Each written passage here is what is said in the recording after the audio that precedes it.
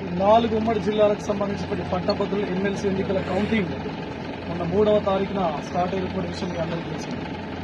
ఈరోజు మార్నింగ్ నాటికి మనకు ఫస్ట్ ప్రయారిటీ ఓట్లకు సంబంధించిన లెక్కింపు ప్రక్రియ ముగిసింది.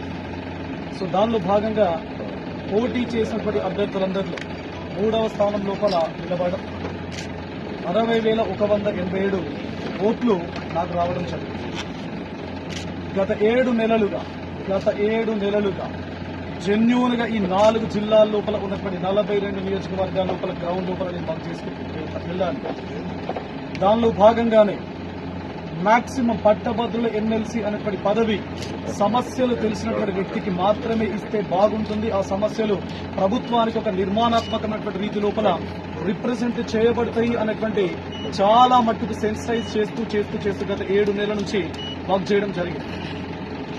ఎవరు అంటే పారాచూట్స్ వచ్చి అసలు ఏమాత్రం సంబంధం లేనటువంటి వ్యక్తులు, సమస్యలు తెలియనటువంటి వ్యక్తులు వస్తున్నారు, రాజకీయాలను పొల్యూట్ చేస్తున్నారు అనేటువంటి ఒక ఉద్దేశంతో, ఒక బృహత్తరమైనటువంటి లక్ష్యంతో నా 19 సంవత్సరాల ఉద్యోగ జీవితాన్ని కూడా త్యాగం చేసి నేను రాజకీయాల లోపలికి వచ్చినటువంటి విషయం మీ అందరికీ తెలిసినటువంటి విషయం.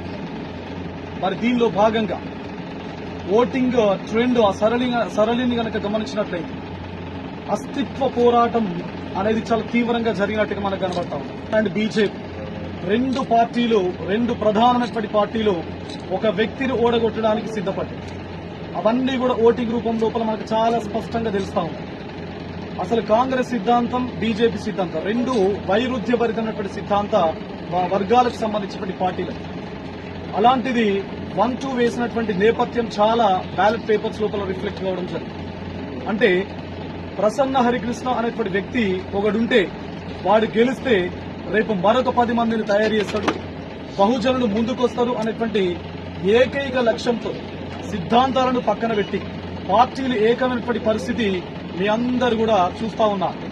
సో తెలంగాణ రాష్ట్ర సమాజానికి నా వైపు నుంచి విజ్ఞప్తి చేస్తా ఉన్నా, తప్పనిసరిగా ఫైట్ ఆపడం జరగదు.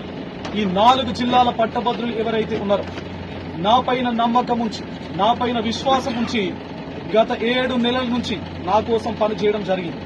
నా మిత్రులు కానీ, నా శ్రేయోభిలాషులు కానీ, అదేవిధంగా నా స్టూడెంట్స్ ఎవరైతే ఉన్నారో నేను తెలియకుండా కూడా జస్ట్ నేను పంపించినటువంటి వీడియోస్, రీల్స్ ఏవైతే ఉన్నాయో వాటిని చూసి he's fit, he's able for this particular council అని చెప్పేసి ఒక నమ్మకంతో నేను కలవకుండా కూడా వాళ్ళ సోషల్ మీడియా ప్లాట్ఫామ్స్ లోపల వాళ్ళకు తెలిసినటువంటి పరిచయాలు, బంధువులకు చెప్పినటువంటి నేపథ్యంలో ఒక వ్యక్తి